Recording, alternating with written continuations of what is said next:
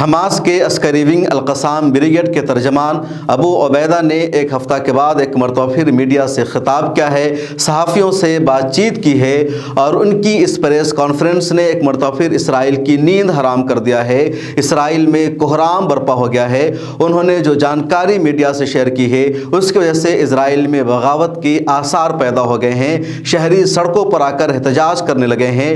دراصل ابو عبیدہ نے اپنی پریس کانفرنس میں کہا کہ بہت سارے یرغمالیوں سے ہمارا رابطہ ختم ہو گیا ہے۔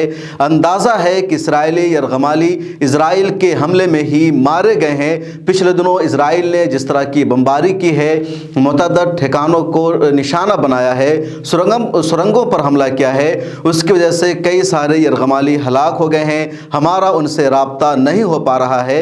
ہم لگاتار رابطہ کرنے کی کوشش کر رہے ہیں لیکن وہ نہیں مل پا رہے ہیں۔ جو لوگ ان کی نگرانی کر رہے تھے ان سے بھی رابطہ نہیں ہو پا رہا ہے۔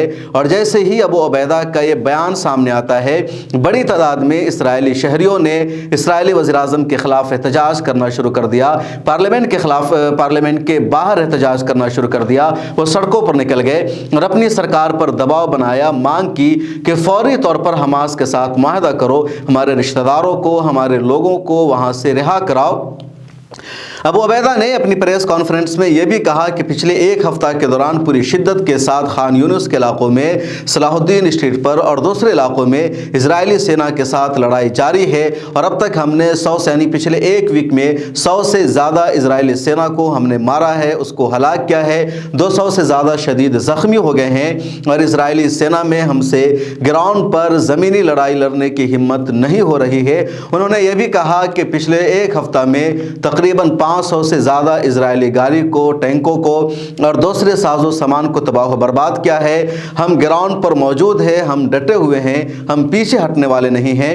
اس کے علاوہ ایک رپورٹ پچھلے دنوں سامنے آئی تھی جس میں کہا گیا تھا کہ جب غزہ پٹی میں جنگ بندی کو لے کر حماس کے سینئر رہنما اسرائیل کے ساتھ معاہدہ کر رہے تھے، بات چیت ہو رہی تھی، تو اس میں حماس کے سینئر رہنما عارضی طور پر بھی جنگ بندی کے لیے کچھ تیار نظر آ رہے تھے۔ 3 مہینہ کی جنگ بندی کی بھی بات چیت ہو رہی تھی، یعنی مذاکرات میں یا بات چیت میں اسرائیل کو ریلیف دی جا رہی تھی۔ حماس کے رہنما اسرائیل کی شرطوں کو منظور کر رہے تھے۔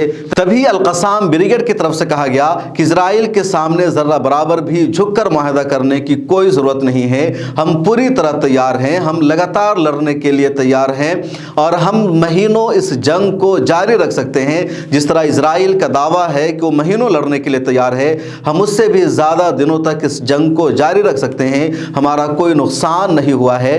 جو ہمارے لڑاکے ہیں، جو ہماری آرمی ہیں، وہ پوری قوت کے ساتھ اس جنگ میں اسرائیل کے خلاف لڑے گی اور کسی بھی طرح کا ریلیف دینے کی اسرائیلی سینا کو ضرورت نہیں ہے۔ اس کے علاوہ ایک ویڈیو بھی پچھلے دنوں حماس نے جاری کی۔ اس ویڈیو میں 3 اسرائیلی یرغمالیوں کو دکھایا گیا، ایک کا نام انوار گمانی، دوسرے کا نام یوسی سبحانی اور تیسرے کا نام تھا تاتوی سیورسر کی۔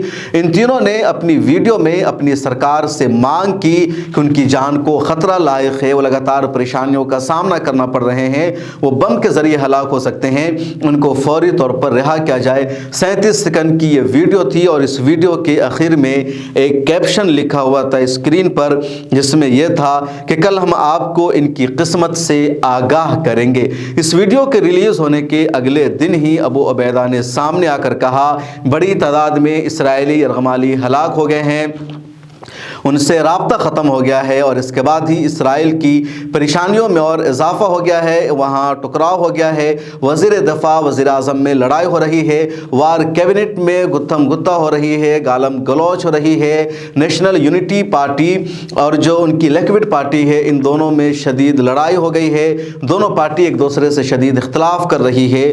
تو اس کی وجہ سے اسرائیل میں اب بغاوت کا خطرہ پیدا ہو گیا ہے اور ابو عبیدہ نے صاف کر دیا ہے کہ گراؤنڈ آپریشن میں ہم پیچھے ہٹنے والے نہیں ہیں اور غزہ پٹی پر اسرائیل کے کنٹرول کا خواب کبھی بھی شرمندہ تعبیر نہیں ہو سکتا ہے۔ اس ویڈیو میں اتنا ہی۔ آپ سے درخواست ہے ملت ٹائمز کو فائنینشلی سپورٹ کیجئے، جوائن کے بٹن پر کلک کر کے ہماری ممبرشپ لے لیجئے۔ پھر ملاقات ہوگی، اپنا خیال رکھیے۔